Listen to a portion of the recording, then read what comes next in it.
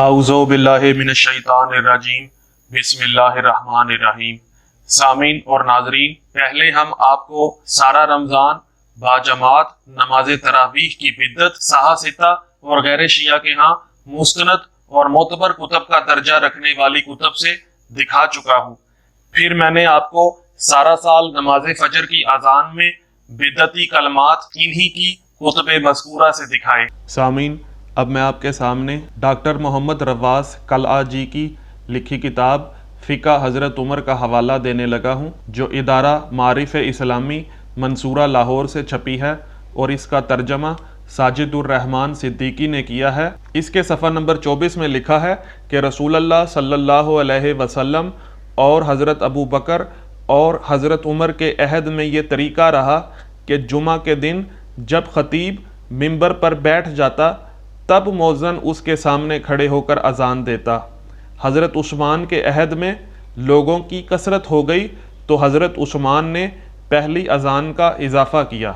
جی سامعین، آپ نے ملاحظہ کیا کہ حضرت عثمان نے جمعہ کے دن پہلی اذان کا اضافہ کیا، جبکہ نبی مکرم صلی اللہ علیہ وآلہ وسلم نے اس اذان کا حکم بالکل نہیں دیا۔ اور سامعین، صفحہ نمبر 112 میں لکھتے ہیں کہ حضرت ابن عمر یعنی عبداللہ ابن عمر یعنی حضرت عمر کے بیٹے حضور صلی اللہ علیہ وآلہ وسلم کی سنت پر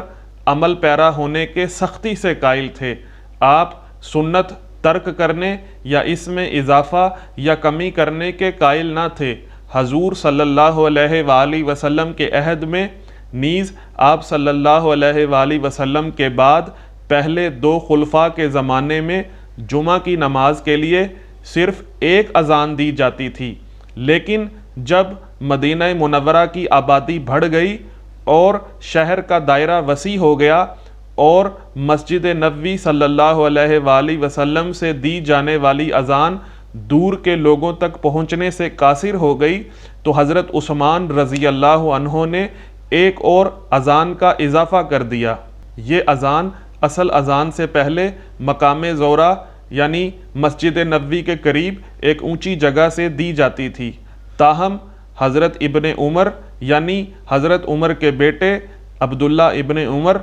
جمعہ کے دن اس اضافی اذان کو بدعت تصور کرتے تھے، اور ہر بدعت گمراہی ہوتی ہے، جیسا کہ نبی معظم صلی اللہ علیہ وآلہ وسلم کا فرمان بھی ہے، خواہ لوگ اسے اچھا کیوں نہ سمجھیں۔ آپ نے فرمایا، جمعہ کے دن اذان وہ ہے جو امام کے برآمد ہونے پر دی جاتی ہے، اس سے پہلے اذان نو ایجاد ہے یعنی نئی ایجاد ہے۔ جی سامعین، آپ نے ملاحظہ کیا کہ منکرین ماتم کے تیسرے خلیفہ راشد نے جس اذان کو متعارف کروایا وہ خود ان کے دوسرے خلیفہ راشد کے بیٹے کے نزدیک بدعت ہے، اور یہ فتویٰ عزاداران امام حسین علیہ السلام پر لگاتے ہیں کہ یہ آپ جو پیٹتے ہیں، یہ آپ جو سینہ زنی کرتے ہیں، یہ جو آپ کربلا کے مظلوموں کو روتے ہیں، یہ بدعت ہے۔ اور سامعین، اسی فقہ عمر کے صفحہ نمبر 210 میں مصنف نے جمعہ کے دن اذان کو بدعت سیاح شمار کیا ہے۔ بدعت سیاح وہ بدعت ہے جو ان کے نزدیک بری ہے، چونکہ انہوں نے بدعت کی بھی مختلف اقسام گھڑ لی ہیں، بدعت حسنہ یعنی اچھی بدعت، بدعت سیاح یعنی بری بدعت، بدعت مستحبہ، اور اس طرح کی بہت سی بدعات انہوں نے خود سے ایجاد کر لی ہیں، جبکہ نبی معظم صلی اللہ علیہ وآلہ وسلم نے فرمایا ہے کہ ہر بدعت گمراہی ہے۔ تو جناب، ہر میں تو اچھی بھی آ جاتی ہے اور بری بھی آ جاتی ہے۔ سامعین، اگر آپ کو ہماری ویڈیو پسند آئی ہے تو ویڈیو کو لائک کریں، کمنٹ کریں اور زیادہ سے زیادہ شیئر کریں، تاکہ سال میں 52 مرتبہ یہ بدعت انجام دینے والوں کو ہدایت نصیب ہو۔ السلام علیکم ورحمۃ اللہ وبرکاتہ۔